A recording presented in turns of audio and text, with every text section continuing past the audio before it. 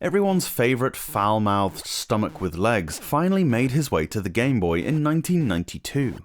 Originally a 1982 arcade classic, Q Bert is amongst the most recognisable characters from the golden age of arcade games. You have an isometric play area filled with 3D blocks. Each block is at a different height to the one next to it, requiring Q Bert to jump up or down to them.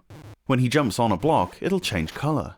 The aim of each stage is to turn all the blocks to a target colour. On the Game Boy you have white, grey and black.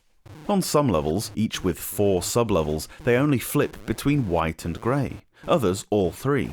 Sometimes the blocks will cycle through the colours each time they're landed on, at other times they only need to be activated once, after which they'll stay on that colour. A little animation at the start of each level will tell you what you're aiming for.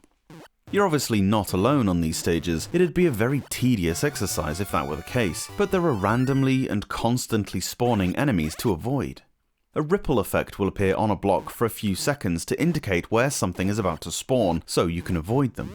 Some will start at the top and bounce downwards only, whereas others can jump back up and will follow you. Particularly notable is the spring with eyes. This guy actually chases you all around. Usually falling off the edge of the play area is a life lost, but the spring will actually follow you off as well, hell-bent as he is on catching you. You can manipulate this by luring him towards these hovering discs at various places around the edge. Q Bert will ride these to a different part of the stage and safely jump off, but they then vanish. The spring will still bounce right off though. A somewhat mind-bending enemy comes in the form of this little imp guy who seems to operate on a different gravitational plane to everything else. Whereas you and the majority of enemies navigate the X-plane, this guy can somehow use the sides of the blocks as his platforms in a very Escher-esque manner. He'll still kill you if you make contact, but his movements and position can be pretty tricky to interpret. I die to him a lot.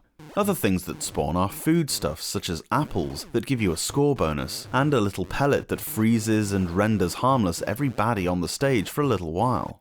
Oh yeah, there's also this jackass with sunglasses that takes great pleasure in running down the stage, turning a line of blocks into a different colour. This guy is the main reason Q Bert has such a foul mouth, I reckon.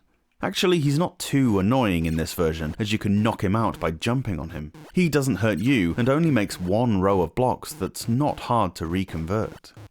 After every 4-stage level, you get to watch a rather charming scene from Q Bert the movie, which is a roughly 30-second animation of Q Bert trying to relax underneath a palm tree, but getting hit by a coconut.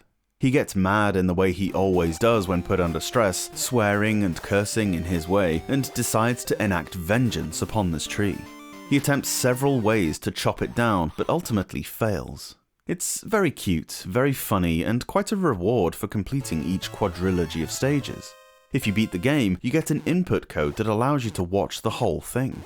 In the arcades, you got a diagonally mounted joystick, which avoided the confusion that can befall players of isometric games. Here you have 2 choices. You can use the D-pad normally, which relies on you pressing diagonal directions at all times. It makes your thumb ache after a while, but is easy to visualize. Or, right can move Q Bert down and right, up can move him up and right. I always fail horribly trying to use that method as there seems to be no congruence for it. Sometimes the directions are rotated 45 degrees left, sometimes right. The sounds are quite famous from the arcade. The plummeting sound you get when you fall off the course, the garbled swearing when Q Bert gets attacked, the bye-bye that he whimpers at the game over screen, they're all here and are synthesized to perfection. The best example so far of sound synthesis? Oh, for sure.